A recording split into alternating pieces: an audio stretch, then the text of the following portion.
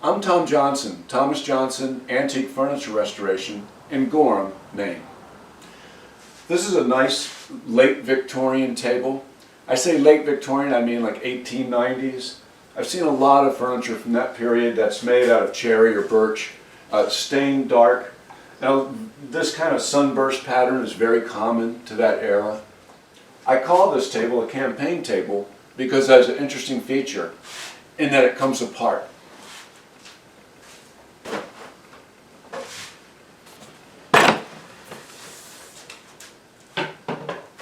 Ready to travel. I'm hoping that I can clean the base and restore that finish. The top has completely come apart at every joint. I need to remove that, re-glue it, and refinish it.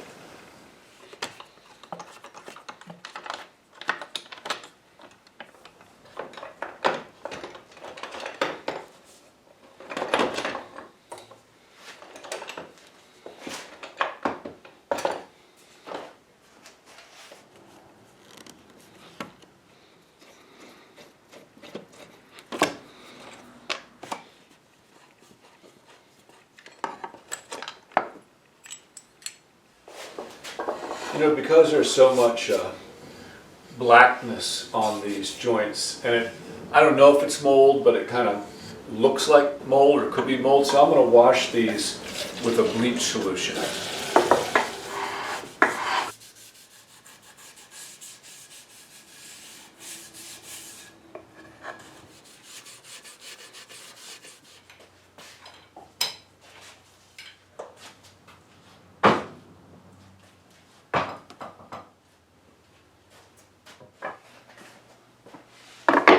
Now I'm going to use regular glue for this glue up, although I like to use hide glue for antiques. I need a much longer working time than I can get with this yellow glue.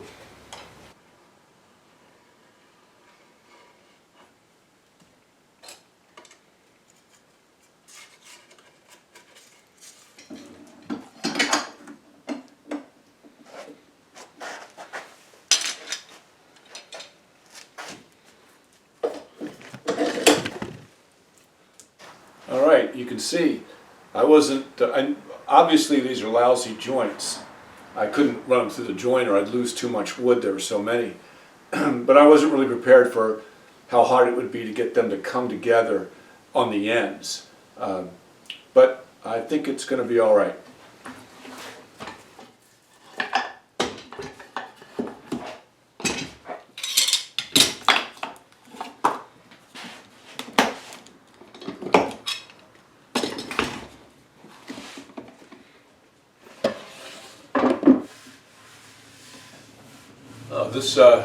This came out really well, especially considering the kind of frantic glue up yesterday.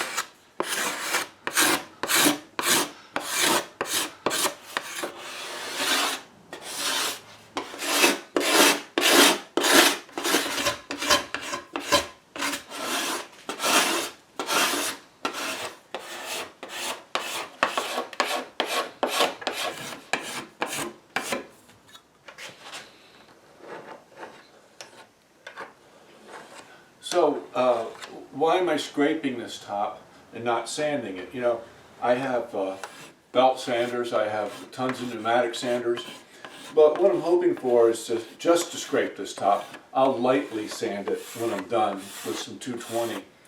But I don't want this tabletop to necessarily be perfectly flat. I'm not going to put texture in on purpose, but I'm just using a scraper. If there's a little bit of texture or a little bit of unflatness, that's fine. So I was going after specific spots with the card scraper, but now it's I want to go over the whole top and even it out, and so I'll use the Stanley number 80.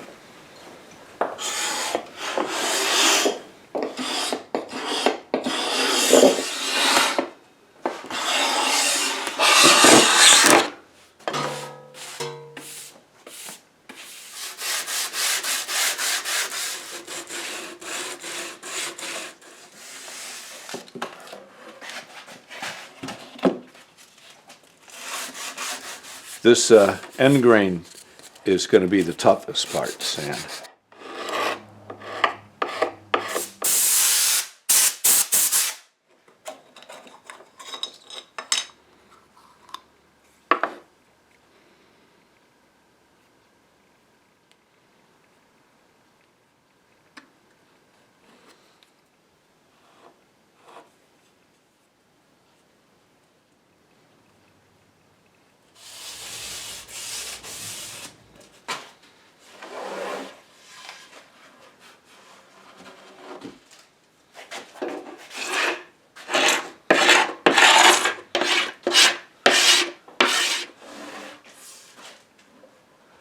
All right, finally I've sanded the edges, scraped the top. There's some dark stains here, and so I'm going to treat this with oxalic acid. I don't really measure it out too carefully. I'm going to give a few good scoops to maybe a quart of water, hot water.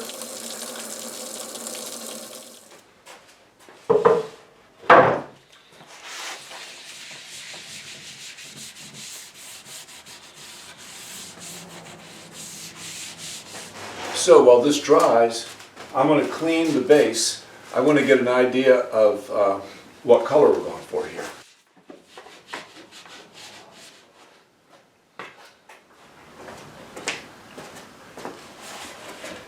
Okay, it's dry now, and I'm going to sand it with 220 by hand. Okay, I've sanded this whole top with 220, including the edges. So now I want to stain it. Even originally, these pieces were done with dye stain. That's why you can never really get the stain out, and I don't want to anyway. So I have a dye stain here. It's made to spray. It's walnut dye stain, probably acetone or something like that. I'm going to thin it out with a lot of lacquer retarder. See if I can slow it down enough so that I can pat it. I need to add more stain.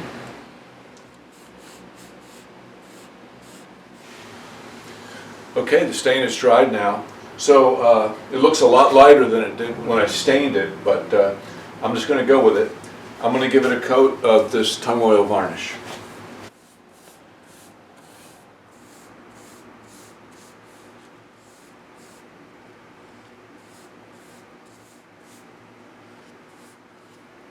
I don't think you could see it, but when I was putting on the coat, there were areas that it seemed like it wanted to fisheye. In other words, it seemed like there were areas that were resisting the finish, and it was kind of making craters.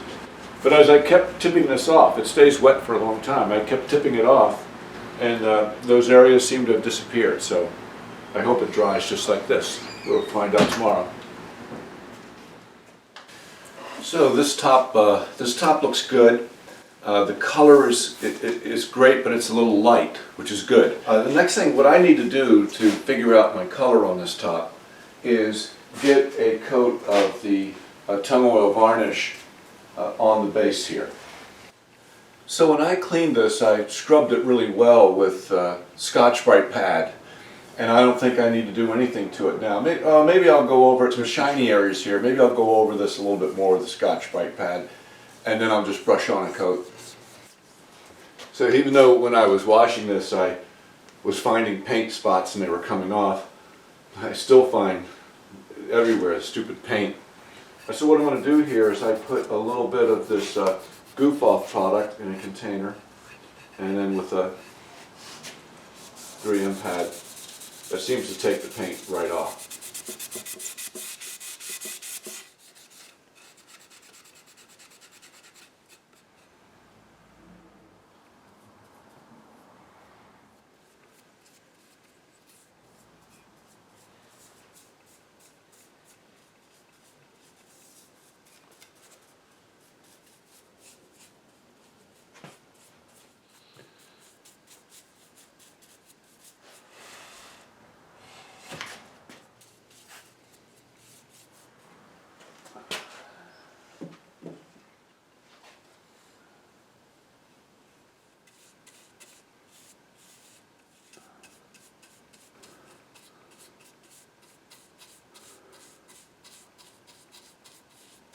You know, the legs are really dark, but this color I'm seeing on the apron here, which is very similar to the color on the top that I have now, I think that's going to be the color I'm going to go for right there. Okay, so it's obvious the top is a little light. That's going to be fine.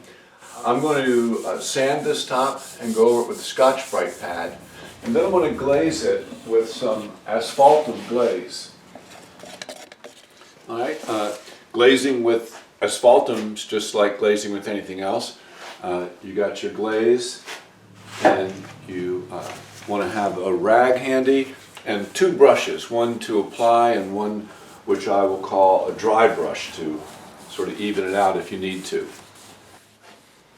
You can see that I'm not trying to wipe it all off. In fact, I'm making a pad, trying to leave a little on here. I want that color. And now I'll take my dry brush, and I want to leave a little more on the edges, and I want to leave a little more on the edge molding. All right, let this dry overnight. Okay, the asphaltum glaze has dried overnight. This looks good. It's really hard to tell when it's flashed off like this. But here's the base, and I want to put this top on the base very gingerly because this is just sitting there. I took the hardware off so it's not attached. So this looks good, at least at first glance. Won't know for sure until I put the next coat on this. It appears that the edge blends in with the apron really, really well. And if the top's a little bit lighter, that's what I want. I've noticed that almost all antiques, they're darker at the bottom and they get lighter as they come up, and the top is usually the lightest part of all. All right, I'm going to put a coat of gloss on the top. You know, going into this, I thought for sure I was going to have to add color to the finish. Put some stain in the top coats, but right now it doesn't look like I need to. So I'm going to give this a coat of the gloss finish and the apron another coat.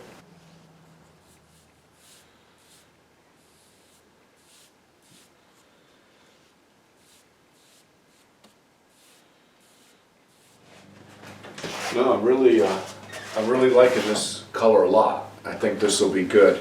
Hopefully, I'll just need one more coat. It's always good at some point during the process to flip these things over and just give a quick coat to the underside and like this apron.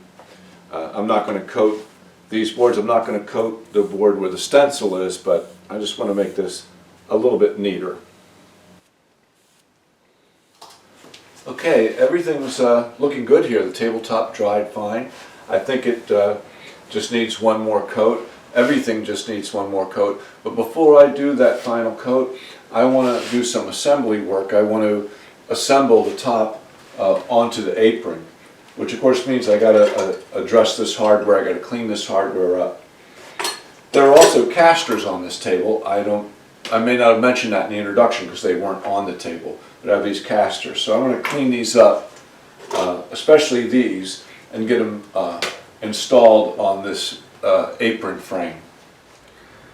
You know, I thought that these brackets were just iron, and I was going to clean them off on the lathe with a wire wheel. And then I noticed this little glint. I think these maybe were bronze plated or something. So I'm just going to clean them off with this metal cleaner. I've tried it a little bit, and it seems to bring it back somewhat. These are stamped with a patent also, and it does say 1887, same as the table itself.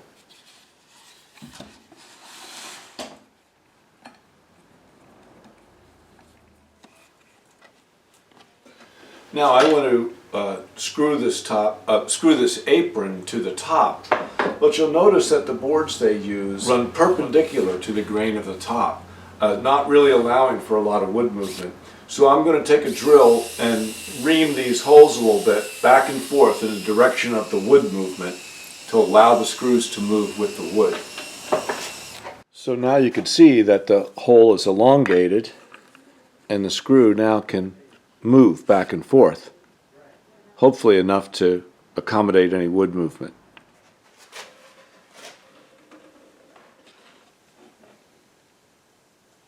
And, you know, I'm tightening the screws, you know, so that they're snug, but I'm not cranking them down and not making them too tight because I want them to be able to move if necessary. So I might as well sand this apron before I flip it over and sand the top. I'm going to sand the flats a little bit with 320, but then go after it with a Scotch-Brite gray pad. Same treatment on the top, but I'm going to sand with 500 and then the gray pad. You always want to sand with as fine as grit as will do the job. So with the 500, you know, obviously it's not very coarse sandpaper, and so it's cutting back the finish a bit, getting rid of all the nits and any other things, but I'm not trying to make this perfect by any means. This feels great, nice and smooth. Now I'll go over the edges with the gray pad, and then I'll go over the top with the gray pad too. And then I'll have a good idea of what it's going to be like when I put the final coat on. See, I'm going after these shiny areas. I'm not trying to make them go away entirely, but I'm definitely cutting them back a bit. Now I'm going to just wipe this down with this product. It's called Wax Wash Remover. It's paint thinner. It must have other stuff in it too that's designed to remove contaminants from the wood. And I don't suspect I have any particular contaminants here, but I've gotten a habit of wiping down with this anyway. I think it really helps to get a really good final coat. Now while that's drying, I'll go over the base just with a gray pad. Now for the final coat, I'll use satin.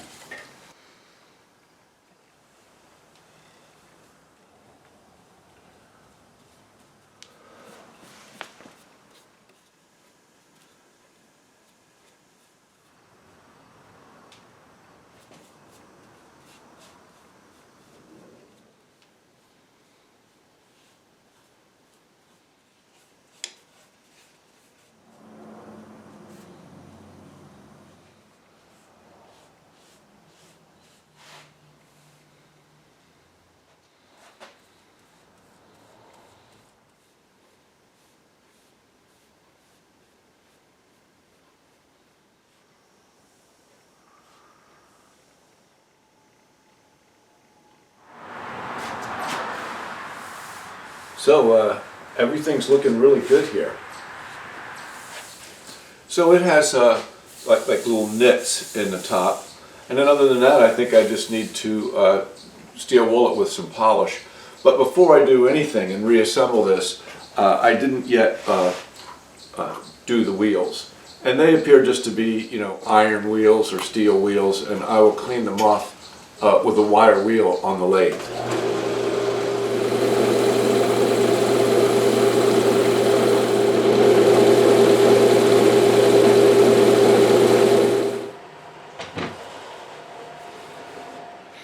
So this is such a slow drying finish that you're bound to get little nits in it. As I feel across here, I can just feel an even distribution of little nits.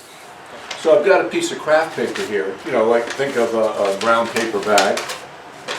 And I'll just take this paper and go over the top. Yeah, that's taking care of those nits. And it doesn't change the sheen. These legs feel fine, but I'll just go over them quickly with the paper anyway. It gives them that really smooth feel. So now I'm just going to go over this top kind of lightly with some 4/0 steel wool and the orange oil beeswax polish here.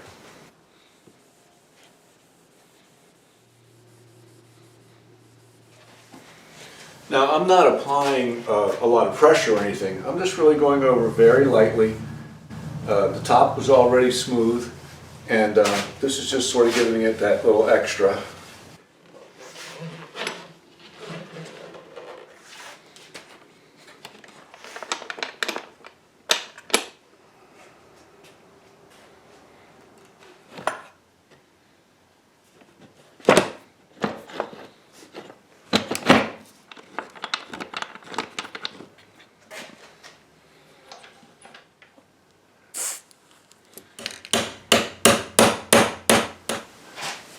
there we go.